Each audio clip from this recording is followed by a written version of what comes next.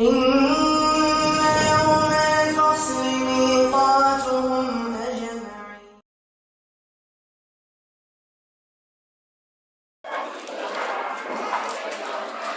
بسم الله الرحمن الرحيم. السلام عليكم ورحمة الله وبركاته. إن الحمد لله نحمده ونستعينه ونستغفره ونعوذ بالله من شرور أنفسنا ومن سيئات أعمالنا. من يهده الله فلا مضل له ومن يضلل فلا هادي له. وأشهد أن لا إله إلا الله شهادة لا معبود بحق إلا الله عز وجل. وأشهد أن محمدا عبده ورسوله خاتم الأنبياء والمرسلين نبينا محمد صلى الله عليه وسلم. قال الله تبارك وتعالى في كتابه الكريم: يا أيها الذين آمنوا اتقوا الله حق تقاته ولا تموتن إلا وأنتم مسلمون. يا أيها الناس اتقوا ربكم الذي خلقكم من نفس واحدة وخلق منها زوجها وبث منهما رجالا كثيرا ونساء واتقوا الله الذي تساءلون به والأرحام إن الله كان عليكم رقيبا. يا أيها الذين آمنوا اتقوا الله وقولوا قولا سديدا يصلح لكم أعمالكم ويغفر لكم ذنوبكم ومن يطع الله ورسوله فقد فاز فوزا عظيما. أما بعد، فإن أصدق الحديث كتاب الله وخير الهدي هدي محمد صلى الله عليه وسلم. وشر الأمور محدثاتها وكل محدثة بدعة وكل بدعة ضلالة وكل ضلالة في النار. إخواني وأخواتي في الدين معاشر المسلمين والمسلمات رحمكم الله. Kita bersyukur kepada Allah atas segala limpahan dari karunia nikmat yang Allah berikan kepada kita. Alhamdulillah, kita masih di atas Islam, di atas iman, dan kita masih diberikan sehat walafiat, sehingga kita bisa berkumpul di masjid yang mulia ini dalam rangka melaksanakan salat maghrib berjamaah yang insyaallah dilanjut dengan menuntut ilmu syar'i. Semoga Allah memberikan kita kemudahan, memberikan taufik hidayahnya untuk senantiasa kita mendekatkan diri kepada Allah Jalla wa'ala.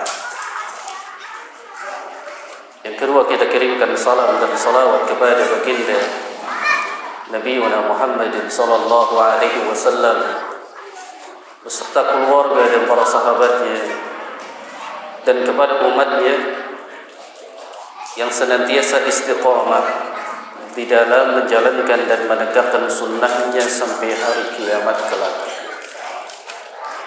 Jamaah sekalian rahimakumullah, di pertemuan yang berbahagia ini kita akan menjelaskan beberapa kaidah untuk mengalahkan musuh kita yang terbesar. Kita akan berperang tentunya melawan syaitan. Sadarkah kita jemaah bahwa kita ini memiliki musuh yang terbesar, musuh yang tidak terlihat, namun dia dapat menjerumuskan umat manusia menjadi sesat, menjerumuskan umat manusia bermaksiat, menjerumuskan umat manusia yaitu kufur, menjerumuskan umat manusia sampai berbuat syirik dan dia akhirnya kekal di dalam neraka jahanam. Allah Subhanahu wa taala menyebutkan di dalam surat Al-A'raf pada ayat ke-27 bahwa musuh yang tidak terlihat itu jangan dianggap remeh, karena syaitan yang dapat mengeluarkan Nabi Adam dan Hawa dari surga ini sebuah peringatan untuk kita bahwa kita harus bersungguh-sungguh untuk berani berperang melawan daripada tipu daya dari syaitan. Makanya Allah Subhanahu wa taala sebutkan, ya bani Adam la yaftinankum syaitan kama akhraja abawaykum minal jannah. Wahai anak Adam, jangan sekali-kali kalian dapat ditipu oleh syaitan, diperangi oleh syaitan hingga akhirnya mereka berhasil menjerumuskan anak Adam.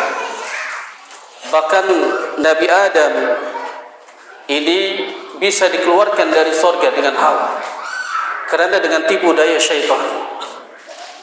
Maka kita harus mengakui kalau kita memiliki musuh yang terbesar yang tidak terlihat dan tidak nampak di hadapan kita, dia adalah syaitan. Siapa yang mengatakan bahwa musuh kita yang terbesar adalah syaitan? Itu Allah Subhanahu wa taala yang menyebutkan dalam kitab Allah. Jadi Allah Subhanahu wa taala menyebutkan bahwa musuh kita adalah syaitan, musuh yang terbesar, bahwa Allah Subhanahu wa taala ciptakan untuk menggoda anak Adam, maka anggaplah dia sebagai musuh.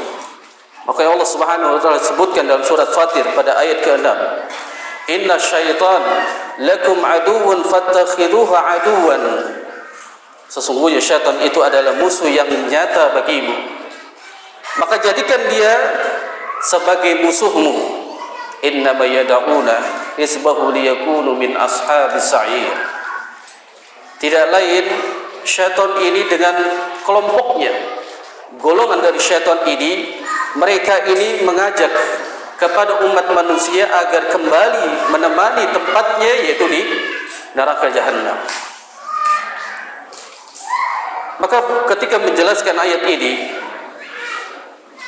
Al-Imam Ibnu Qayyim Al-Jauziyah rahimahullah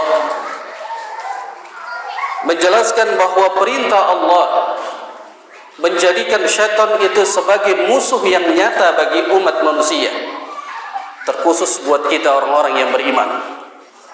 Jangan merasa diri sudah selamat, sudah beriman. Jangan merasa diri sudah banyak beribadah, tapi belum berani berperang melawan syaitan. Maka Ibnu Qayyim menjelaskan bahwa iblis dan bala tentaranya syaitan ini, mereka memiliki dua senjata. Nah, dua senjata ini yang beliau katakan, yang pertama adalah syubhat. Seseorang ketika sudah beribadah, dia dibisiki, diberikan perihal tentang syubhat. Apakah yang dilakukannya ini dapat diterima oleh Allah atau tidak? Atau diberikan syubhat mengenai tentang halal dan haram. Apakah ini halal atau ini haram? Itu senjata iblis, syaitan, untuk memberikan syubhat kepada anak Adam. Padahal Rasulullah sallallahu alaihi wasallam telah menjelaskan kepada kita bahwa yang halal itu jelas, yang haram itu jelas. Jangan sampai kita terjerumus ke dalam syubhat yang sama. Rasulullah sallallahu alaihi wasallam menyebutkan dalam hadis yang dikeluarkan oleh Al-Imam Bukhari dan juga Al-Imam Muslim. Apa kata beliau alaihi salatu wassalam? Innal halala bayyinun wa innal haramu bayyinun. Bahwa sesungguhnya yang halal itu jelas, yang haram jelas. Telah dijelaskan di dalam Al-Quran was sunnah. Tapi kata Nabi SAW, wa bainahuma mutasyabihat la ya'lamuhunna katsirun minan nas. Akan tetapi di perkara antara halal dengan haram itu ada di tengah-tengahnya perkara syubhat yang kebanyakan kaum mukminin manusia tidak mengetahui tentang perkara syubhat. Maka siapa yang terjerumus ke dalam perkara syubhat, faman taqa syubhat istabara'a li dinihi wa 'irdihi wa man waqa'a fi syubhat waqa'a fil haram. Maka siapa yang ketika mendapati di dalam perkara syubhat keraguan, apakah ini haram, apakah ini halal, apakah perkara ini boleh dilakukan atau tidak, ini perkara syubhat yang kita diberikan perkara ini untuk apa? Agar kita terjerumus ke dalam yang haram. Makanya kata Nabi SAW, barang siapa yang dia meninggalkan perkara syubhat, berarti dia telah menyelamatkan agamanya dan harga dirinya. Akan tetapi barang siapa yang dia terjatuh ke dalam perkara syubhat, berarti dia terjatuh ke dalam perkara yang diharamkan. Dan perkara syubhat juga, ini syaitan memberikan agar kita ini dapat ragu untuk mengamalkan amal ibadah. Apakah ibadah ini boleh dilakukan atau tidak? Atau satu makanan, apakah ini halal atau haram? Itulah perkara syubhat yang akan diberikan kepada anak Adam. Dan perkara syahwat, ini syahwat yang para ulama memberikan dua macam. Ada syahwat yang memang yang dimaksudkan adalah syahwat lil farji, kemaduan. Dan juga syahwat yang dimaksudkan adalah melakukan suatu amal ibadah namun dengan hawa nafsunya. Dan ini peringatan bagi Nabi SAW kepada umatnya, karena memang perkara yang ditakutkan atas umatnya itu adalah perkara tentang syahwat, yaitu yang pertama tentang wanita. Nabi SAW sabdakan bahawa diantaranya beliau katakan, ma taraktu ba'di fitnah adallu 'ala rijal minan nisa. Tidaklah aku tinggalkan sepeninggalanku yang mana fitnah yang akan membinasakan bagi laki-laki adalah seorang wanita. Ini fitnah yang dimaksudkan adalah tergoda dengan seorang wanita hingga akhirnya dia melakukan perzinahan. Ini syahwat. Adapun yang lain tentang perkara syahwat yang seseorang melakukan amal ibadah namun dengan hawa nafsunya, tidak bersumber dari pada dalil Al-Quran wa Sunnah ala fahmi sahabat. Dia melakukan amal ibadah sesuai dengan kemauannya sendiri atau mengikuti nenek moyang mereka yang tidak ada asal usulnya. Ini mereka lakukan dengan hawa nafsu mereka. Maka apa kata Ibnu Qayyim al-Jauziyah rahimahullah? Kita dapat melawan, yaitu menangkal dari senjata syaitan ini, perkara syubhat dengan syahwat. Yang pertama perkara syubhat bisa kita melawannya, kita bisa menghilangkan, yaitu dengan al-ilmu nafi', dengan ilmu yang bermanfaat. Itu kita bisa menolak dan kita bisa menghancurkan dari perkara syubhat, yaitu dengan al-ilmu nafi', dengan ilmu yang bermanfaat. Bagaimana mungkin kita akan mendapati perkara ini halal, ini haram? Bagaimana kita bisa mengetahui ini perkara ini halal atau haram? Tentu kita harus mau menuntut ilmu agama, menuntut ilmu syar'i. Makanya Rasulullah SAW bersabda, "Talabul ilmi fardhatun 'ala kulli muslim." Menuntut ilmu adalah wajib atas diri seorang muslim, baik itu laki-laki dan juga muslimah. Untuk apa kita menuntut ilmu? Makanya di antara faidah yang disebutkan di dalam kitab Hilyah Talabul Ilm yang dituliskan oleh Syekh Waqar Abu Zaid, yang beliau mengatakan bahawa menuntut ilmu yang pertama mengangkat kebodohan dirinya dan juga mengangkat kebodohan orang lain. Yang kita akhirnya bisa mengetahui mana yang halal dan mana yang haram. Dari mana kita bisa mengetahui perkara ini halal, ini haram? Bittalabil ilmi, dengan menuntut ilmu. Kita bisa mengetahui mana yang tauhid, mana yang syirik, mana yang sunnah, mana yang bid'ah, mana yang hak dan mana yang batil.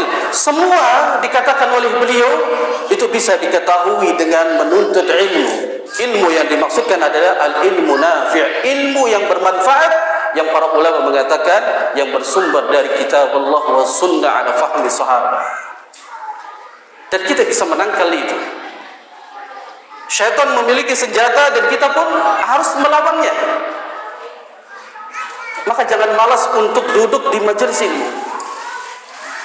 Luangkan waktu untuk belajar agama. Kalau kita saja berani meninggalkan urusan kita demi untuk mempelajari selain dari ilmu agama, entah dia belajar perihal dunia, mempelajari jadi ilmu-ilmu yang tidak ada manfaatnya, mungkin dia berani untuk meluangkan waktu itu. Padahal ilmu yang dia pelajari itu tidak bisa menyelamatkan dirinya dari godaan tipu daya syaitan. Tapi ilmu agama ini dapat menyelamatkan yang pertama dari perkara syubhat. Ini senjata yang terbesar yang dimiliki oleh syaitan untuk menjerumuskan anak Adam yang kembali kepada neraka Jahannam. Yang kedua, beliau katakan bahawa syaitan memiliki senjata syahwat, maka dengan menuntut ilmulah kita akan menjadi orang yang sabar. Maka pada saat kita ingin melakukan sesuatu hal yang diharamkan Allah, sabar.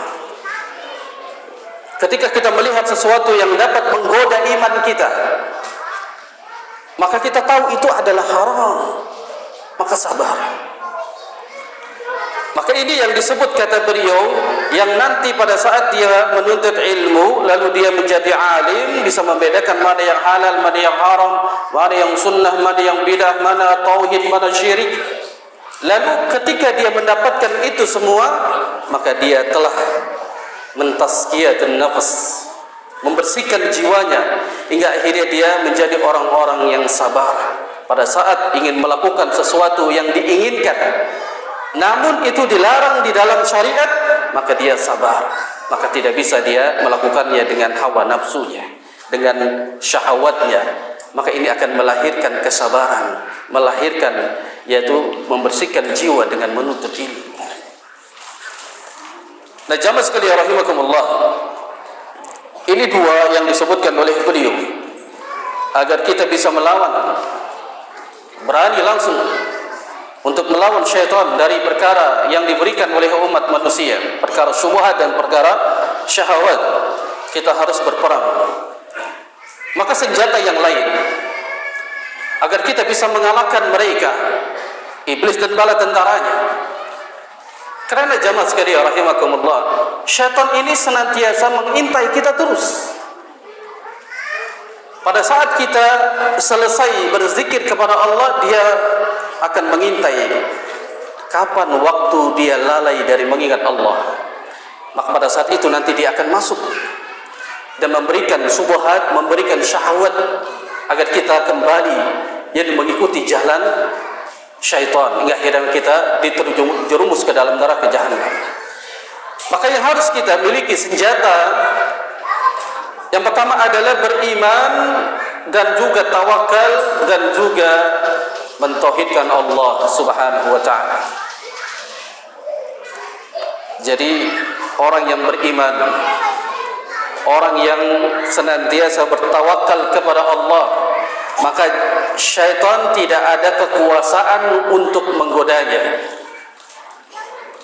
Allah firmankan di dalam surat An-Nahl pada ayat ke-99, yang mana Allah firmankan, innahu laysa lahu sultan 'ala alladhina amanu wa 'ala rabbihim yatawakkalun. Sesungguhnya syaitan itu tidak ada kekuasaan terhadap orang-orang yang beriman yang dia lagi bertawakal kepada Allah Subhanahu wa taala. Ini modal kita, senjata kita adalah kita harus beriman, kemudian kita bertawakal, menggantungkan diri hanya kepada Allah Subhanahu wa taala. Jangan bergantung kepada jimat. Jangan bergantung kepada manusia. Apalagi dia bergantung kepada jin. Ini kelemahan, ini kebinasaan.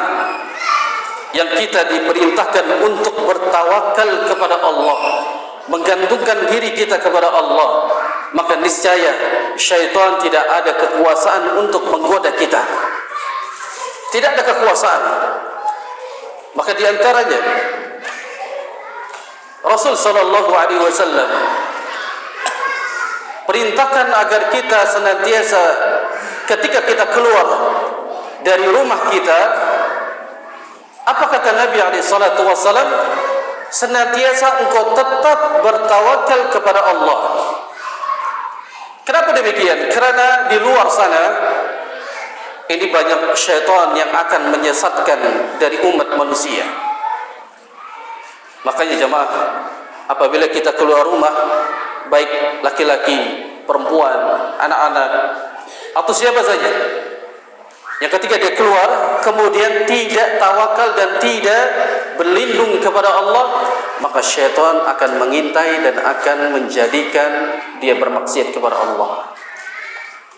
Maka para wanita ketika dia keluar tidak membaca doa, tidak tawakal kepada Allah, maka dia digoda oleh syaitan untuk membuat fitnah bagi laki-laki. Bagi para pekerja ketika dia keluar tidak berlindung kepada Allah, tidak tawakal kepada Allah, sampai di tempat kerjanya syaitan membisikkan untuk berbuat dosa dan maksiat, mengambil yang bukan haknya, korupsi, atau dia menzolimi dari sesamanya, karena akibat dia tidak berlindung kepada Allah, dia tidak tawakal kepada Allah. Makanya disebutkan di dalam sebuah hadis, Nabi SAW mengajarkan kepada kita jemaah. Apa kata beliau? Idza kharaja ar-rajul min baitihi, apabila seseorang keluar dari rumahnya, faqala, maka hendaknya dia mengucapkan bismillah tawakkaltu 'ala Allah la haula wala quwwata illa billah. Ini wajib dihafalkan bagi kita seorang muslim beriman. Senjatanya yang pertama adalah orang yang beriman. Kalau dia orang yang beriman, senantiasa dia lalai dari zikir kepada Allah, tidak minta perlindungan kepada Allah, maka berapa banyak orang yang beriman dia terjerumus ke dalam dosa dan maksiat. Berapa banyak orang yang beriman dia melakukan amal ibadah namun melakukannya karena ingin dilihat oleh orang. Ini orang yang beriman, tapi dia tidak mau berlindung kepada Allah. Makanya Rasulullah SAW mengajarkan agar kita senantiasa membaca doa ini setiap keluar rumah. Bismillah dengan nama Allah, menisbatkan banyak ini adalah, kalau kita mempelajari di dalam bahasa Arab, banyak adalah ba isti'anah, yang mana kita minta perlindungan hanya kepada Allah Tabaraka wa Ta'ala. Dengan nama Allah tawakkaltu, yang aku bertawakal kepadamu, yaitu bertawakal kepada Allah, yang mana la haula wala quwwata illa billah, tidak ada daya dan upaya melainkan itu datang dari Allah Subhanahu wa taala. Maka dalam sebuah hadisnya Nabi SAW berkata, yuqalu hinai, lalu ada yang berkata, yaitu syaitan, yang mana berkata kepada temannya juga syaitan, yang mengatakan hudita wa kufita wa kutida, orang tersebut telah dicukupi, diberikan petunjuk dari segala kebutuhannya. Maka syaitan mengatakan kepada temannya, fayaqulu lahu syaitan akhar kaifa lak, jadi bi rajulin qad hudiya wa kufiya wa wufiya, bagaimana engkau bisa menggoda seseorang tersebut yang Allah telah mencukupinya, yang Allah telah melindunginya, Bagaimana mungkin bisa digoda, bisa dirumuskan oleh syaitan? Maka tidak mungkin orang tersebut akan terjaga sampai dia kembali kepada rumahnya. Jamaah sekalian rahimakumullah. Jadi kita tawakal, tetap menggantungkan diri kepada Allah, bukan kepada jimat. Karena kebiasaannya orang-orang jahiliyah, pada saat mereka keluar dari rumahnya, mereka menerbangkan yaitu seekor burung. Apabila burung itu terbang ke arah kiri, mereka menghentikan niat untuk keluar rumah karena beranggapan itu adalah hari yang siang. Kalau kanan, maka dia keluar. Maka ini perbuatan dari orang-orang jahiliyah di zaman dahulu. Kita tidak bertawakal kepada itu. Kita tidak bertawakal kepada jimat-jimat yang dikantongi atau yang dimasukkan di dalam dompet, atau digantung di mobil-mobil kita, atau digantung di rumah-rumah kita. Itu semuanya kelemahan, tidak bisa menolong kita dan tidak bisa jadi menolak mudarat dan tidak bisa menolak mara bahaya. Maka kita harus bertawakal kepada Allah Subhanahu wa taala. Setelah dia beriman, lalu dia bertawakal kepada Allah, senjata yang paling besar untuk kita bisa mengalahkan syaitan adalah tauhid. Kita harus bertauhid kepada Allah Subhanahu wa taala. Karena orang yang mentauhidkan Allah di seluruh ibadahnya, syaitan ini tidak bisa menggodanya. Karena makna tauhid yang disebutkan oleh Fadilatul Syekh Dr. Saleh Al-Fauzan di dalam kitabnya Al-Mulakhas fi Syahri Kitab At-Tauhid, beliau menjelaskan at-tauhid huwa ifradullah bil ibadah, bahwa tauhid itu adalah seseorang yang dia mengesahkan Allah di seluruh ibadahnya. Maka kita dituntut untuk beribadah kepada Allah juga diiringi dengan mentauhidkan Allah, yang para ulama pun menjelaskan bahawa ketika beribadah mentauhidkan Allah khalisan lillahi azza wa jalla, yang dia ikhlas ibadahnya mengharapkan ganjaran dari Allah Subhanahu wa taala. Mana buktinya kalau orang yang mentauhidkan Allah, orang yang ikhlas ibadahnya kepada Allah, syaitan tidak bisa menggodanya. Di antaranya dalil yang Allah sebutkan dalam surat Shad, itu pada ayat ke-82 sampai 83. Allah Subhanahu wa taala berfirman, qala fa bi'izzati la ughwiyanna ajma'in. Iblis mengatakan, demi kekuasaanmu aku akan menyesatkan mereka semua. Yang dimaksudkan menyesatkan mereka semua umat manusia dari keturunan Bani Adam. Lihat janji sumpah serapahnya iblis dan bala tentaranya mereka apa? Aku akan menyesatkan mereka semua dari keturunan anak Adam illa ibadaka yani minhumul mukhlisin. Apa kata iblis? Kecuali hambamu. Siapa hambamu itu? Yang dia beribadah ikhlas karena Allah, maka aku tidak bisa menggodanya. Bagaimana kita bisa menghadirkan ikhlas kalau kita tidak menuntut ilmu? Bagaimana kita bisa mentauhidkan Allah di dalam ibadah kalau kita tidak menuntut ilmu? Jangan harap engkau selamat ibadahnya. Jangan harap engkau selamat dari setiap apa yang engkau lakukan ibadah itu untuk Allah, namun engkau jahil terhadap perkara-perkara tauhid. Makanya berapa banyak orang yang ketika beribadah kepada Allah, salat yang 5 waktu, akan tetapi syaitan memberikan perkara-perkara menggoda tipu dayanya agar dia salatnya semata-mata ingin dipuji atau dilihat oleh orang lain. Ini tipu daya syaitan. Dia keluar dari rumah dengan baju yang rapi, entah dia ingin menampakkan kepada temannya, baju saya ini rapi, mahal atau baru. Lalu dia sholat ingin dikatakan sebagai orang alim, maka dia telah tertipu, maka dia telah terjerumus oleh syaitan. Maka kita harus perangi Dengan apa? Dengan kita menuntut ilmu yang ingin kita belajar, yaitu tauhid, agar kita menjadi tazkiyatun nafas, agar kita bersih jiwanya, dan pada saat kita beribadah kepada Allah, kita ikhlas karena Allah Subhanahu wa taala, maka dia akan menang melawan syaitan. Jamaah sekalian rahimakumullah, di antaranya yang lain yang Nabi SAW menjelaskan tentang perkara seseorang itu akan selamat dari tipu daya syaitan. Yang kedua, berpegang teguh kepada sunnah dan juga pemahaman para sahabat. Kalau kita melihat orang-orang yang beriman, pedomannya adalah Al-Quran. Yang kedua, pedomannya adalah sunnah. Namun tidak sedikit orang yang ketika beramal dengan Al-Quran akan tetapi digoda oleh syaitan, terkena tipu dayanya hingga akhirnya dia beramal tidak pernah disyariatkan atau tidak diperintahkan di dalam Al-Quran maupun di dalam sunnah. Maka senantiasa kita apa? Untuk melawan tipu daya syaitan itu, kita berpegang teguh kepada Al-Quran wa sunnah ala fahmi sahabat. Allah Subhanahu wa taala sebutkan dalam surat Al-Jasiyah ini pada ayat ke-18, perintah agar kita berpegang teguh kepada Al-Quran.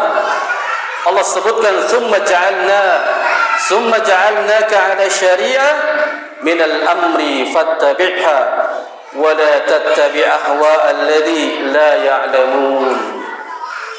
Kemudian Allah Subhanahu wa taala mengatakan, kami jadikan kalian ini berada di atas, yakni syariat di dalam agama ini, yaitu syariat yang mana yang dibuat oleh Allah Tabaraka wa taala, maka hendaklah fattabi'ha, ikutilah syariat itu yang dimaksudkan Al-Quran. Wala tattabi' ahwa alladhi la ya'lamun, jangan kalian mengikuti hawa nafsu yang mana orang-orang tidak mengetahui tentang perkara syariat. Ada orang yang berhukum dengan Al-Quran, ada yang berpedoman dengan Al-Quran, namun dia jahil, dia tidak mengetahui tentang perkara Al-Quran itu sendiri. Dia tidak bisa menjelaskan bagaimana Al-Quran itu dijelaskan oleh para ulama, hingga akhirnya dia mentafsirkan sendiri ayat Al-Quran, berpegang kepada Al-Quran, namun dia salah kerana dia mentafsiri Al-Quran itu dengan hawa nafsunya. Maka di antaranya Al-Quran itu dia harus diiringi berpegang teguh dengan sunnah yang Rasulullah SAW menyebutkan dalam hadis yang dikeluarkan oleh Al-Imam Muslim, wa qad taraktu fikum ma lan tadillu ba'dahu, yani i'tasamtu bihi kitab Allah wa sunnata nabiyhi. Kata Nabi SAW, aku tinggalkan kepada kalian dua perkara yang kalian tidak akan tersesat setelah sepeninggalanku. Maka Nabi SAW berpegang teguhlah kepada kitab Allah, kepada Al-Quran, dan juga kepada sunnah. Berpegang teguh kepada Al-Quran dan sunnah ini pun belum cukup jemaah. Karena di zaman kita ini ada orang yang menisbatkan kepada Al-Quran wa sunnah, akan tetapi mereka beramal tidak sesuai dengan amalnya para sahabat. Hadisnya sama, namun diamalkan berbeda sebagaimana yang diamalkan oleh para sahabat. Ayatnya sama, namun dia salah untuk mengamalkan ayat tersebut. Maka Rasulullah SAW memberikan wasiat kepada kita, yang mana beliau katakan di dalam hadis yang dikeluarkan oleh Al-Imam Tirmidzi. Beliau mengatakan bahwa fa innahu man ya'is minkum yara ba'di ikhtilafan katsira, barang siapa yang hidup dari kalian setelah sepeninggalanku lalu kalian melihat banyak khilaf, banyak perselisihan, maka kata Nabi SAW, fa'alaikum bisunnati wa sunnati khulafai rasyidin al-mahdiyyin, maka hendaklah dia berpegang kepada sunnah Nabi dan sunnah khulafai rasyidin al-mahdiyyin. Siapa khulafai rasyidin? Sahabat Abu Bakar, Umar, Utsman, Ali radhiyallahu anhum. Al-mahdiyyin mendapatkan petunjuk dari Allah tabaraka wa taala, wa'addu 'alaiha bin nawajid. Maka peganglah sunnah itu dengan gigi gerahammu. Para ulama menjelaskan kenapa yang dipegang, digigit sunnah itu dengan gigi geraham. Biasanya gigi geraham itu lebih kuat jika kita yaitu menggigit satu benang atau satu tali. Berbeda apabila kita menggigitnya dengan gigi seri depan. Ini akan mudah terlepas, tapi dengan gigi geraham maka dia akan kuat. Maka berpeganglah pada saat itu ada perselisihan yang banyak, kembali kepada Al-Quran wa Sunnah ala fahmi sahabat. Maka di antara apa faidahnya? Kita ini berpegang kepada Al-Quran wa Sunnah ala fahmi sahabat. Ini senjata yang paling besar yang dimiliki oleh seorang yang beriman untuk menghancurkan tipu daya syaitan. Kita harus kembali kepada Al-Quran, juga kepada Sunnah, dan juga dengan pemahaman para sahabat. Faidahnya disebutkan oleh Syekh yang Dr. Amin Ibnu Abdullah Asy-Syaqawi. Beliau menjelaskan di dalam kitab Al-I'tisami bil Kitab wa Sunnah, ada 5 yang dapat, yang dia tidak ditipu, yang tidak bisa dijerumuskan oleh syaitan apabila dia berpegang teguh kepada Kitabullah wa Sunnah ala fahmi sahabat. Beliau mengatakan yang pertama, al-i'tisamu bil Kitab wa Sunnah najatu lil 'abdi min mudillatil fitan. Orang yang berpegang teguh kepada Al-Quran dan Sunnah, maka orang tersebut akan selamat daripada kesesatan dan daripada fitnah. Kenapa dia selamat dari kesesatan? Karena memang dia kembali beramal sesuai dengan arahan Al-Quran wa Sunnah ala fahmi sahabat. Karena banyak kelompok-kelompok yang mereka menyesatkan umat manusia. Ada amalan-amalan yang memang dia menyesatkan umat manusia, tapi orang yang berpegang teguh kepada Al-Quran wa Sunnah ala fahmi sahabat, maka dia akan selamat dari kesesatan dan dari juga fitnah.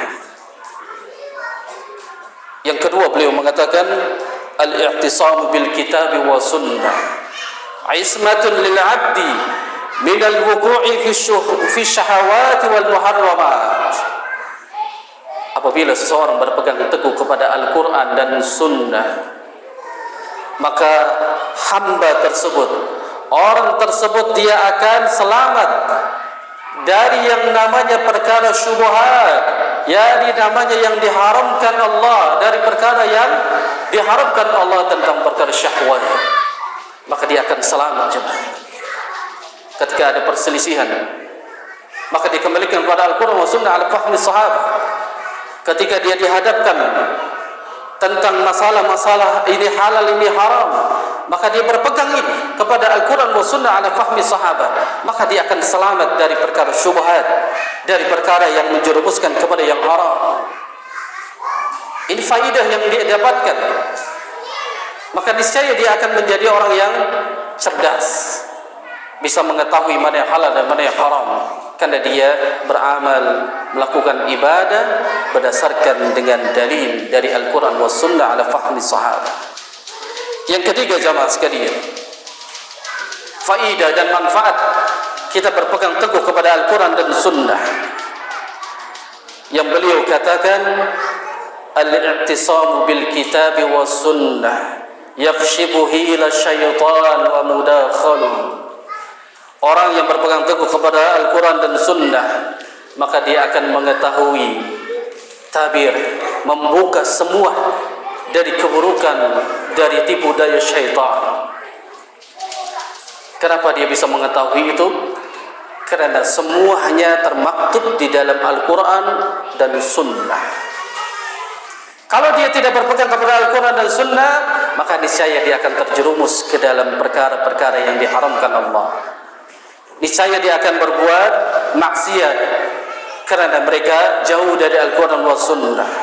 Yang keempat, beliau mengatakan al-i'tisam bil Kitab wa Sunnah yasmuru jadi itminani al-qalbi wa rahatin nafsi. Orang yang berpegang teguh kepada Al-Quran dan Sunnah, maka dia akan menenangkan hati dan juga membersihkan jiwa. Maka perkara-perkara yang dapat menjerumuskan dari perkara hati, dari perkara syahwat, maka dia akan ditenangkan dengan Al-Quran dan Sunnah. Karena ada sumber dan dalil yang nyata dari Al-Quran dan Sunnah, maka hati itu menjadi tenang, jiwa ini menjadi tenang, karena senantiasa dia berpegang teguh kepada Al-Quran dan Sunnah. Maka yang kelima, yang terakhir, beliau mengatakan al-i'tisam bil kitab wa sunnah ismatun minal wuqu'i fil bid'i wal muhdatsatil umur. Orang yang berpegang kepada Al-Quran dan Sunnah, maka dia akan selamat, tidak terjatuh ke dalam perkara yang di bid'ah, perkara yang diada-ada di dalam urusan agama, dan dia terselamatkan, tidak terjerumus ke dalam yang di perkara-perkara yang baru, karena dia senantiasa berpegang teguh kepada Al-Quran dan Sunnah, maka dia akan selamat. Jadi perkara-perkara yang diada-adakan oleh umat manusia ini adalah godaan dari syaitan. Karena disebutkan oleh para ulama, di antara Ibnu Mubarak juga menjelaskan bahwa pelaku bid'ah, orang yang melakukan amal-amalan yang tidak ada dasarnya, dalilnya, maka dia lebih dicintai oleh iblis daripada pelaku maksiat. Karena memang dia terjerumus, dibisiki oleh syaitan bahwa apa yang dia lakukan ini adalah benar. Makanya iblis lebih senang kepada orang yang melakukan suatu amal yang tidak ada contohnya, yang tidak ada dalilnya, daripada pelaku maksiat. Kalau kita menanyakan kepada orang yang minum khamr, kita tanyakan kepada dia, orang yang melakukan zina, apakah orang yang melakukan zina ini halal atau haram? Dia akan mengatakan zina adalah haram, khamr ini adalah haram, dan dia mengakui itu, dan nanti dia akan bertaubat kepada Allah Subhanahu wa taala. Tapi orang yang melakukan suatu amal ibadah yang dia yakini itu benar, yang dia yakini itu datang dari syariat, datang dari Allah, datang dari Nabi, padahal itu tidak ada dijelaskan di dalam Al-Quran dan dalam Sunnah, tidak diamalkan oleh para sahabat, maka akan sulit untuk dia bertobat kembali kepada Allah, karena mereka meyakini amalan itu adalah amalan yang benar. Maka orang yang berpegang teguh kepada Al-Quran dan Sunnah, dia akan selamat dari itu. Dia akan selamat, tidak terjerumus ke dalam lembah melakukan amal ibadah yang tidak pernah ada contohnya. Ini tipu daya syaitan untuk menjerumuskan umat manusia agar dia meninggalkan Al-Quran, meninggalkan Sunnah, meninggalkan jadi pemahaman para sahabat.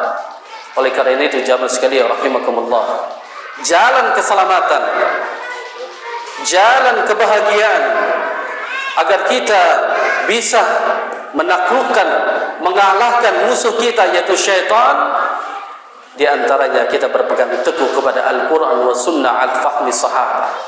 Ini jalan keselamatan yang kita akan kembali, tempat kembali kita adalah surga. Maka siapa yang menentang Al-Quran wa Sunnah, atau dia menentang dari pemahaman para sahabat, maka jangan harap dia selamat, bahkan dia menjadi sesat dan masuk ke golongan yang syaitan. Allah Subhanahu wa taala sebutkan dalam surah An-Nisa pada ayat ke-115, "Wa may yushakkikir rasul min ba'di ma tabayyana lahul huda wa yataba' ghairi sabilil mu'minin." Dan barang siapa yang menentang Rasul, perhatikan ayat yang mulia ini, barang siapa yang dia menentang Rasul min ba'di ma tabayyana lahul huda, padahal Nabi telah menjelaskan kepadanya, menjelaskan tentang Al-Quran wa Sunnah untuk dia harus ikuti, akan tetapi dia tidak mengikuti wattabi ghairi sabilil mu'minin, yang sunnah itu diamalkan oleh para sahabat, namun dia meninggalkan itu, maka Allah Subhanahu wa taala firmankan, nuwalli ma tawalla wa nuslihi jahannam, maka aku biarkan dia dengan kesesatannya. Lihat, orang yang meninggalkan, menentang sunnah, Allah katakan aku biarkan dia di dalam kesesatannya. Maka ketika dia di dalam kesesatannya lalu dia dikuasai oleh syaitan, maka tempat kembalinya wa nuslihi jahannam. Allah katakan, aku akan masukkan dia ke dalam neraka jahannam. Wa sa'at masira. Karena seburuk-buruk tempat kembali adalah neraka jahannam. Jadi apa yang kita bisa ambil pelajaran dari hadis, dari ayat yang mulia ini? Jangan menentang Al-Quran wa Sunnah ala fahmi sahabat. Kita jeda dulu dengan azan.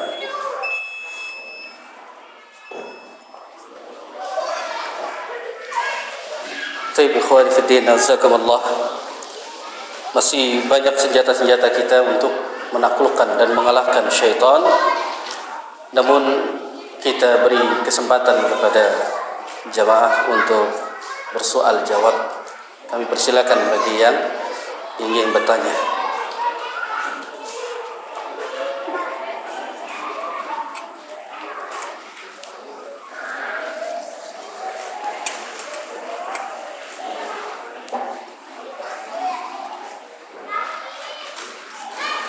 Silakan.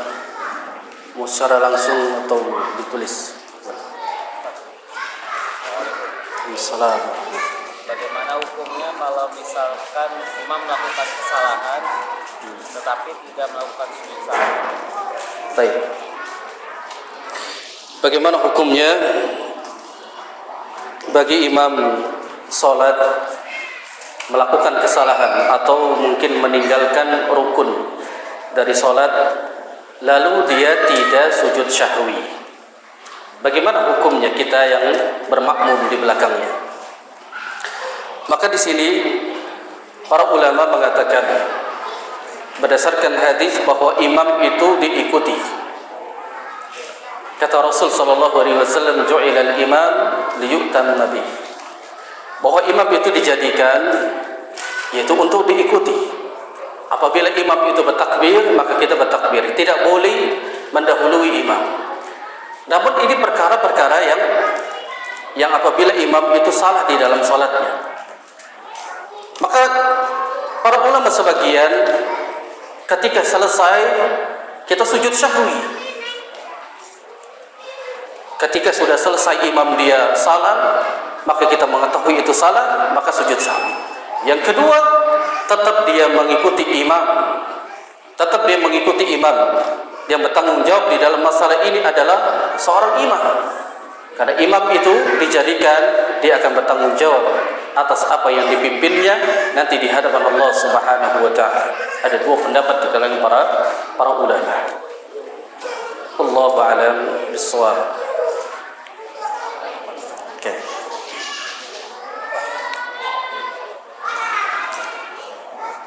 Ada sebuah pertanyaan, sudah berusaha salat yang khusyuk masih ada godaan syaitan. Kiat-kiat apa supaya salat tetap khusyuk, tidak ada godaan syaitan? Nah, jemaah sekalian rahimakumullah, itulah godaan syaitan. Pada saat kita berwudu saja, kita sudah diberikan perkara syubhat oleh syaitan. Di perkara wudu kita sudah digoda oleh syaitan. Makanya para ulama menganjurkan sebelum berwudu dia membaca bismillah. Karena memang hukum ketika seseorang berwudu tanpa baca bismillah itu tetap sah wudunya. Namun yang sunnah dia membaca bismillah. Untuk apa? Menyebutkan tadi karena babnya di situ adalah bab isti'anah, minta pertolongan kepada Allah agar dia tidak digoda pada saat berwudu. Maka ada syaitan yang menggodanya. Siapa nama syaitan itu? Kanzib atau walhan? Walhan atau kanzib? Siapa yang tahu? Ada yang tahu, Pak? Ada? Biar nanti dikasih hadiah sama panitia. Kanzib atau walhan? Siapa yang bilang kanzib? Walhan? Ada walhan? dia kadzib itu memberikan syubhat, berapa kali kita membasuh daripada tangan kita, wajah kita. Ketika dia sudah selesai baru dia sholat, maka diantaranya dia akan digoda juga. Sholatnya sudah berapa rakaat, atau hatinya kemana-mana. Makanya Pak, para ulama pada saat dia sholat itu kita disunahkan menghadirkan di hadapan Allah itu benar-benar, yaitu ikhlas karena Allah Subhanahu wa Ta'ala. Kita mengetahui bahwa diri kita ini lemah, namun kita minta tolong kepada Allah Subhanahu wa Ta'ala untuk kita sholat secara khusyuk. Ketika kita sudah di tengah-tengah sholat, memang ada kalanya kita diberikan ujian, fitnah, memikirkan sesuatu hal dunia, akhirnya kita tidak khusyuk. Bagaimana kiat-kiatnya? Di antaranya para ulama mengatakan, kiat pertama, dia harus mengetahui bacaan sholat itu sendiri. Kalau kita tidak bisa bahasa Arab, antum bisa lihat terjemahnya. Apa sih makna Allahu Akbar? Apa sih makna Bismillah, Alhamdulillah, sampai kepada ya at-tahiyat, baca. Maka niscaya dia mengetahui maknanya, maka dia akan khusyuk. Sebagian ulama mengatakan ketika sholat agar dia menjadi khusyuk, ingatlah bahwa ketika kita sholat seolah-olah ini sholat yang terakhir. Siapa yang menjamin kita selesai dari kita menuntut ilmu atau kita selesai sholat isya ada yang masih hidup? Enggak ada yang menjamin. Maka pada saat kita melaksanakan sholat, hadirkan dengan khusyuk seolah-olah ini hidup yang terakhir. Kematian itu enggak menunggu orang yang sakit, menunggu orang yang tua, yang muda terkadang dia duluan daripada yang tua. Yang sakit terkadang dia lebih dipanjangkan umurnya, bahkan yang sehat dulu diwafatkan.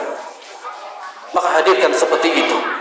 Sebagian lagi ulama mengatakan bahwa lihatlah bahwa ketika kita sholat, inilah amalan yang kita akan bawa nanti di hadapan Allah.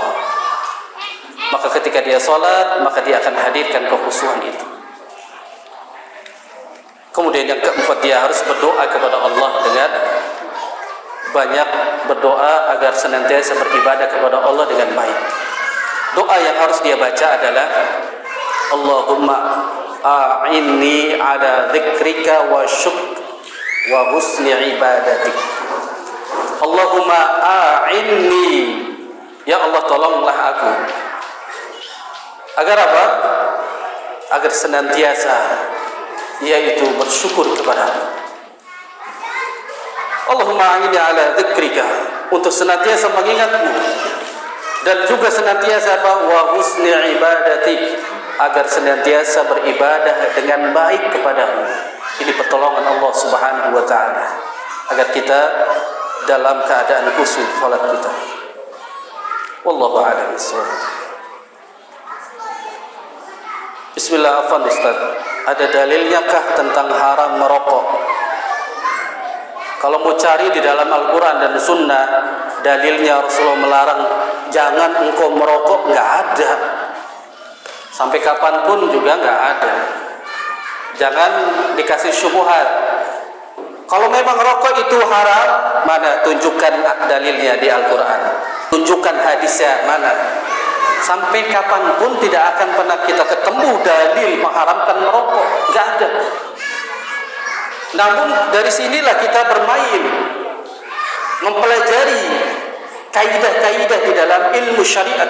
Ada usul fiqih, ada usul hadis, ada usul tafsir. Ini yang kita harus pelajari. Mana dalilnya haramnya merokok? Di antaranya Allah sebutkan dalam Al-Quran. Jangan wala taqtulu, jangan kalian memburu bin nafsi, jiwa-jiwa kalian. Yang dimaksudkan ini adalah rokok sendiri, dalilnya itu ada di rokoknya. Enggak usah pakai dalil Quran atau dengan dalil Sunnah. Siapa yang merokok? Coba saya lihat rokoknya. Rokok itu dapat membunuhmu, benar nggak? Tanyakan kepada dokter, rokok ini baik untuk kesehatan atau tidak? Sepakat para dokter, rokok itu adalah merusak, membunuhmu. Tapi kenapa dia merokok? Itulah godaan syaitan. Karena dia mengatakan apa? Dalilnya enggak ada. Rokok saja. Paling dia diberikan syubhat apa? Hukumnya makruh. Makruh dalam tinjauan fikih itu, Pak. Kalau kita belajar fikih, makruh itu lebih baik ditinggalkan, gitu kan? Kalau dikerjakan apa? Dibenci. Siapa yang membenci? Siapa? Allah Subhanahu wa taala. Rasul yang membencinya. Kalau dia mengatakan makruh ini, itu tinjauan dari ya orang-orang yang kena perkara syubhat. Jadi semoga orang yang masih merokok pada saat ini Allah berikan hidayah taufik untuk meninggalkannya. Karena Allah Subhanahu wa taala telah jelas dalam Al-Qur'an, wala taqtulu nafsa. Jangan kau membunuh jiwa. Jangan kau melakukan kebinasaan dengan memasukkan racun ke dalam tubuhmu. Masih ada waktu? Masih ada waktu? Iya, silakan. Salam.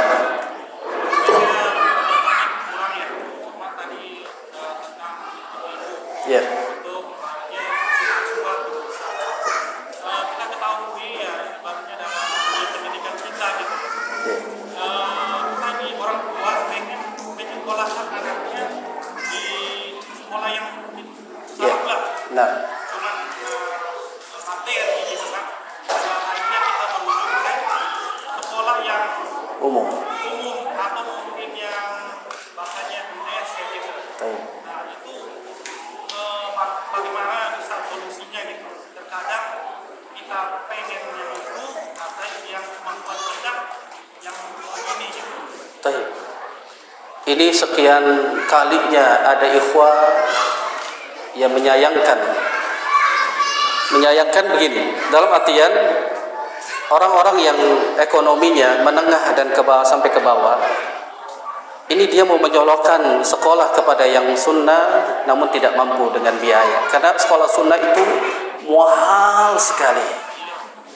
Makanya kita buka pondok pesantren gratis full. Itu cita-cita saya semenjak saya waktu di pondok. Terus saya diberikan nasihat-nasihat oleh guru saya di Saudi. Salah satu Syekh Musli, menantunya Syekh Shalih Al-Utsaimin. Kalau bisa sanggup untuk membuat kaum mukminin ini kembali kepada sunnah, gratiskan. Itu yang pertama. Memang sulit. Akhirnya apa?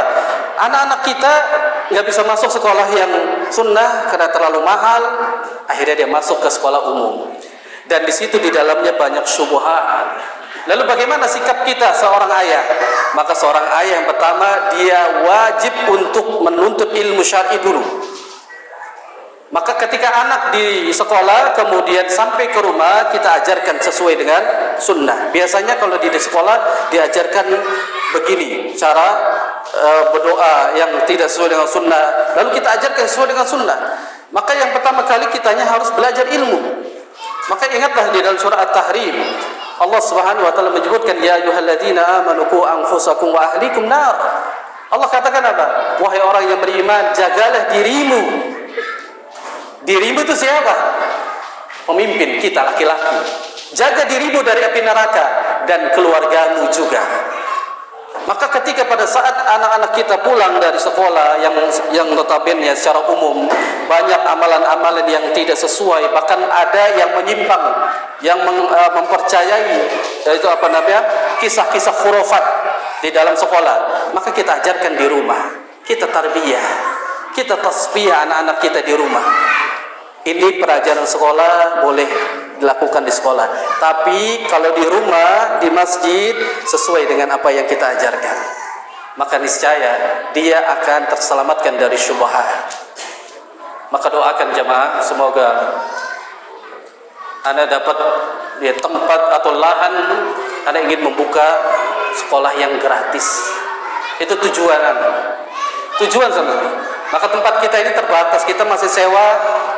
Kita mau mendidik anak-anak yang mau belajar, yang mau mondok gratis, karena memang tempat kita masih sewa kecil, akhirnya kita terbatas.